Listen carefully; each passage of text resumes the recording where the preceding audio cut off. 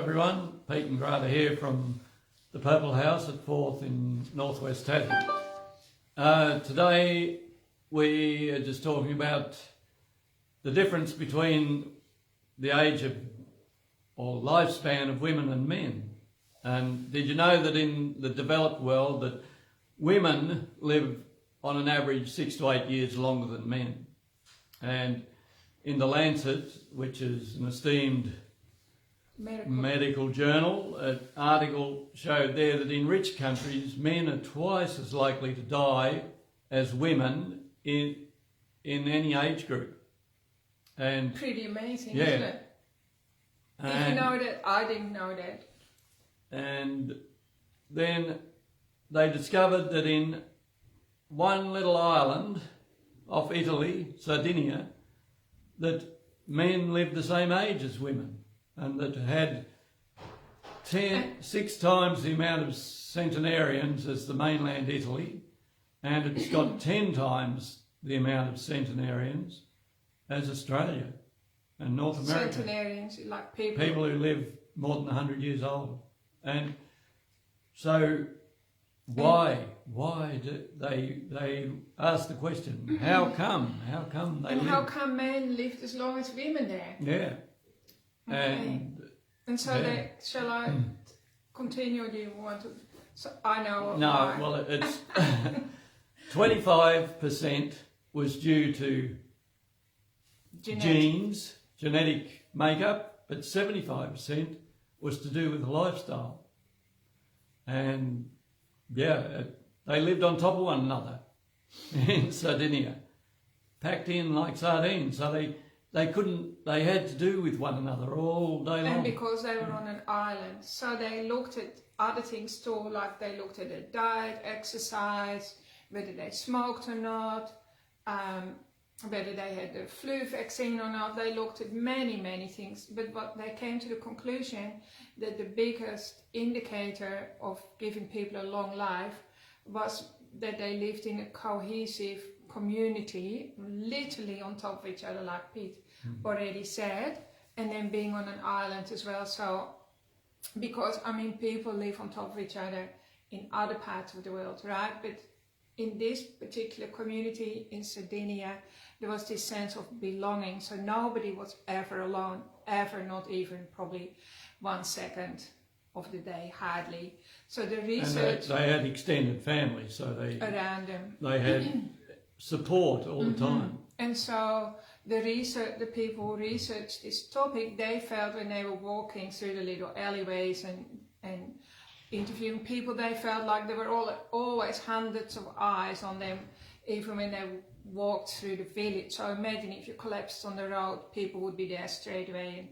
And that people are just wired to be connected to each other, right? And there was someone there to lend an ear if you had a problem. And, that's right. And if you got into financial difficulty, there was someone there to give you a bit of money. And so this even helped the men to live the same age as the women. And apparently some of the men were grumpy old men, so you didn't even have to be positive, apparently, as an aside. So it was just the fact that there was a community where people cared and a sense of belonging. So translate that back into today's world, the researchers actually said you need to have at least 3 people in your life that you have a close relationship with, and that social isolation, in other words, is the biggest danger to your health and shortens your lifespan.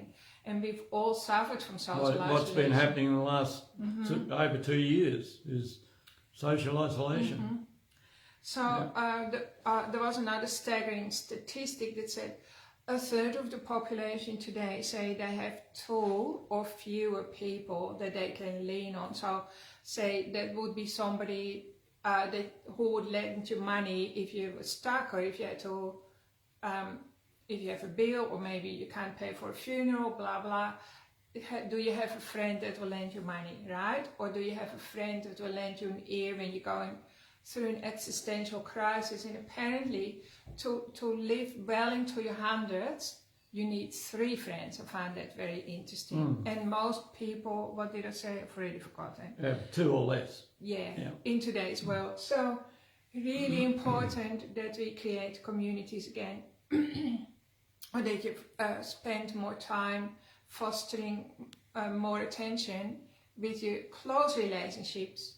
But then they also found, so that's number one, and number two factor of a long life was that your shallow relationships are also very important and meaningful. So if you go for a walk down the street or go to the supermarket, interact with the people around That's you, right. have a conversation and share things with people over the counter at a shop, or say hello to the postman and the milkman. And so the two top indicators for a long life are that you have the close relationships, minimum of 3, and the second one was how much you chat or connect with people in the street, basically, right? So you don't need to create deep and meaningful relationships with everyone, but just even, like Pete said, shaking hands, high five, having a little chat to the person who makes your coffee or the supermarket. That also boosts your lifespan. So I thought that was also super interesting, because that's still part of, I guess, that connectivity, and we are created to be part of a family or a tribe. We all want to belong somewhere. Now, apparently, social media doesn't count, because the question is asked, because apparently today people spend something like 11 hours a day on social media. there has to be eye-to-eye contact. And that's a bit hard to do, like even over Zoom, because even when you have like FaceTime or Zoom time, the camera isn't in a space where you look people in the eye, is it? Like if I want to make eye contact with you, which I'm trying to do now, I have to look into that little camera. So it's not the same. It doesn't release the same chemicals in your body as when you are literally physically around other human beings, and that releases endorphins. So endorphins are like, and dopamine, they're like your own feel-good hormones that also boost your immune system.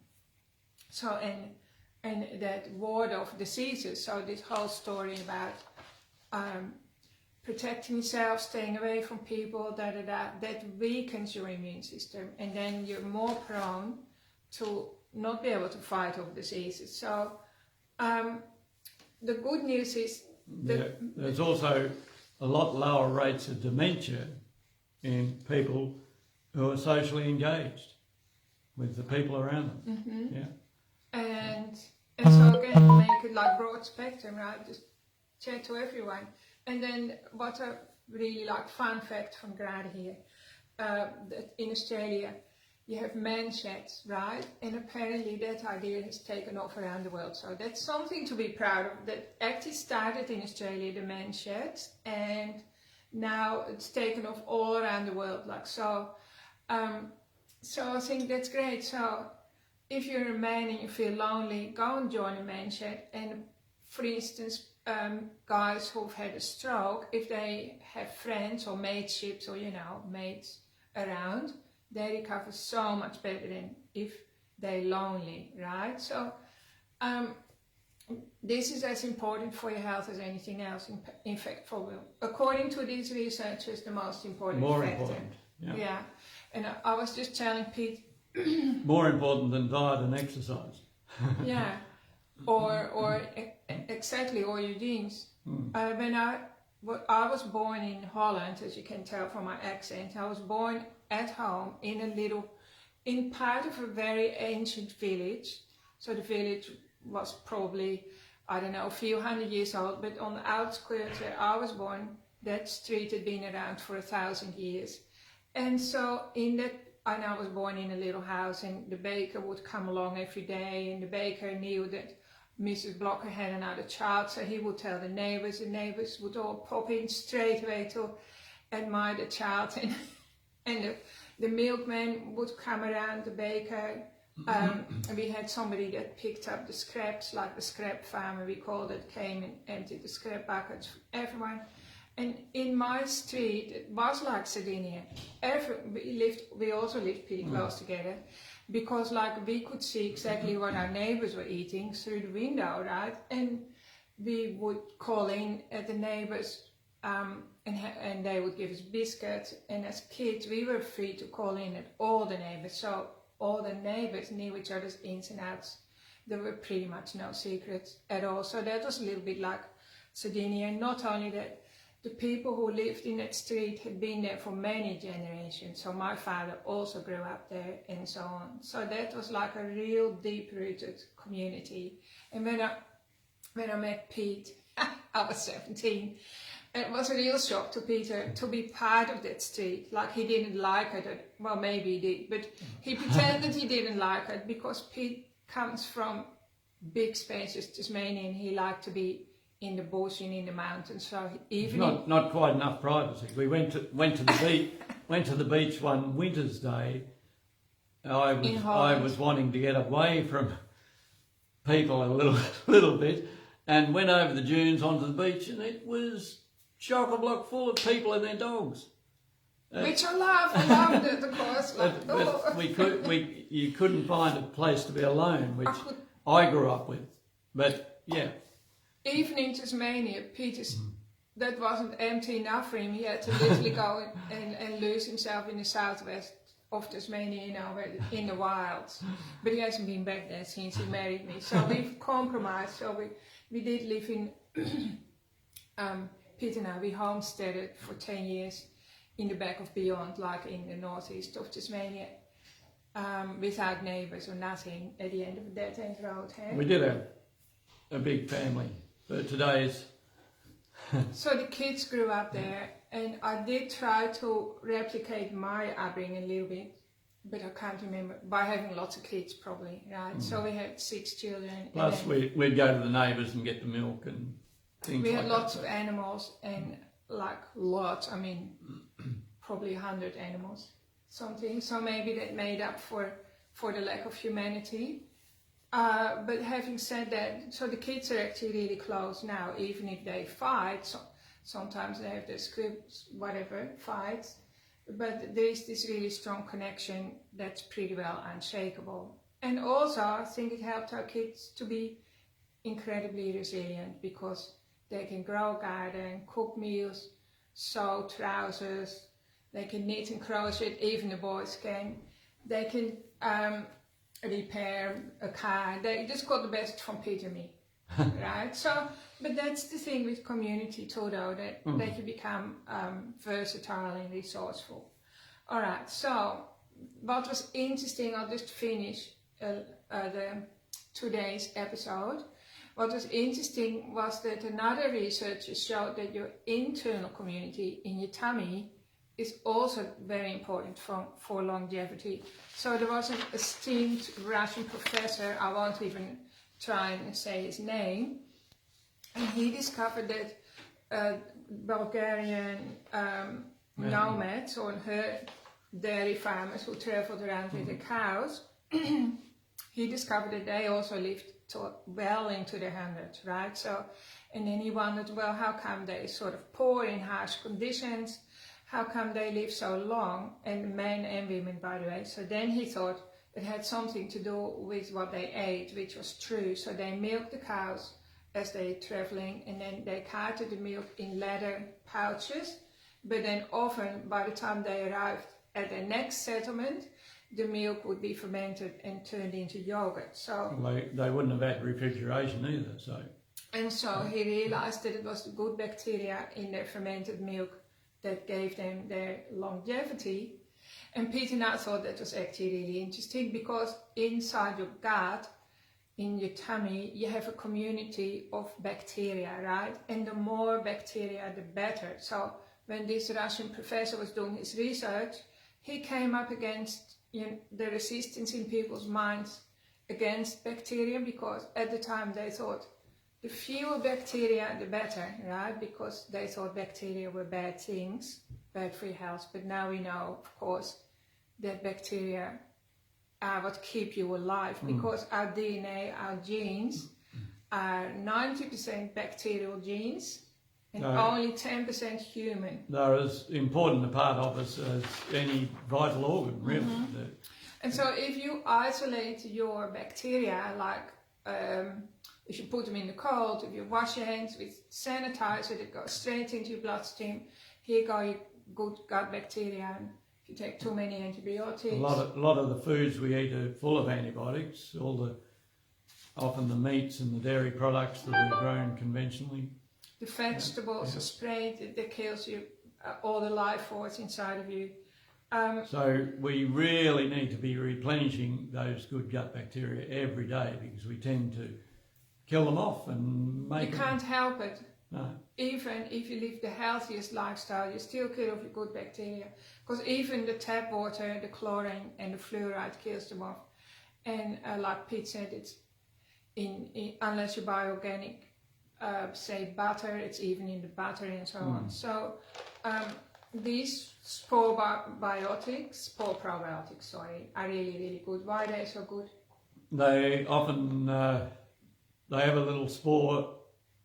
They have a little capsule around the bacteria, and they withstand the stomach acid and even withstand antibiotics. Both these have got spore probiotics in, and they've done tests with spore probiotics, and they heal and seal leaky gut 50% better than any other probiotic. Including also if you have chemotherapy or other really heavy duty drugs, the spore probiotics survive, and they go into your tummy where they colonize and create little mini Sardinias with happy inhabitants, right? That's what it's all about, because there is a saying, as above so below, as within so without, and so on. Everything is really connected, believe it or not. So, and 80% of our immune system, which keeps and makes us well, belong to those good gut bacteria. And they need to be happy and good. You don't really want the mafia inside your tummy, do you? Talking about they come from the island of Sicily. They come from Sicily. Yeah. But the thing is, you could destroy good bacteria, and then the bad ones take over and they create inflammation. That's true, isn't it? Yeah. Like if you headache, they create toxic hormones. They take over your so behaviour. We need to be replenishing with good ones. So there's more good ones than bad ones. For sure. Yeah, and they keep the bad ones in check. What's good about the immunosymbiotic, there's actually 3. This one is called Restore, and this is the one we sell the most of. But there is also X-Flame, immunosymbiotic X-Flame, and immunosymbiotic immune power, right? Which is good for cancer and all that. Yeah. So, but this is a good one. Also helps to grow your hair. Like lots of women at the moment are losing their hair due to stresses. So it's great for your hair. Here's another really good one as well. In the Vital All-in-One powder, there's a good probiotic blend as well. And it's a complete food. So there's some starters. Oh yeah, and then of course fermented vegetables. So like Peter, now we don't really promote store-bought yogurt because it doesn't have such goodness left in it anymore. But fermented vegetable matter like sauerkraut and kimchi from the Love Your Guts brand is what we eat ourselves every single day. So good. And you actually don't even need to buy vegetables anymore, because like 1 tablespoon of Love Your Guts sauerkraut has way 1,000,000 times more nutrients, let's say, than a cauliflower or a whatever salad, what do you call it? Coleslaw. Yeah. Or lettuce leaf or anything. So we've become very lazy because we just reach for the fermented food every day. And we feel good. Like my hair hasn't fallen out, right? So even though my daughter's hair, we have 3 beautiful daughters, their hair is thinning right now, and it's all due to what's been going on around us with our health challenges. So we would say eat your fermented food. What else can you recommend? Even apple cider vinegar is also great. Like that's got a lot of good bacteria in it. Mate, you can make your own yogurt from yogurt. So I think you were going to I'll post a link for that. So to a recipe. That's got a lot of your own bacteria in it. So it's suitable more for you than any other. That's yogurt. right. What you brew in your own kitchen helps you and your family more than anyone else. And did you know that the weeds that grow in your garden, also the universe grows them for you, because they fill in the gaps in your immune system. So it's also really, really good to go around your garden, just whatever is under your window of your bedroom. And today you can use the little Google app and identify what your garden is growing, because I can tell you it's usually something that your body needs right now. And get yourself a pet, because they give you unconditional love, but they also give you lots of different bacteria as well. That's why I've got you, isn't it? And people who do have a dog or a pet do live longer as well. That's research. Maybe that's why. Proven that. Yeah, okay. I bet. So both keeping that connection with animals as well as humans, and the good gut bacteria, they're the things that will give you longevity. Seek the support of community and look after your own internal community as well, right? Yep. And just reach out to people. Don't feel that you're a nuisance or an inconvenience, because everyone loves connection. And we're also here to help you. So we're really glad that you're part of the Purple House community. And please do reach out to us as well, okay? We've got our friendly team who is always here Tuesday, Wednesday and Thursday to talk to.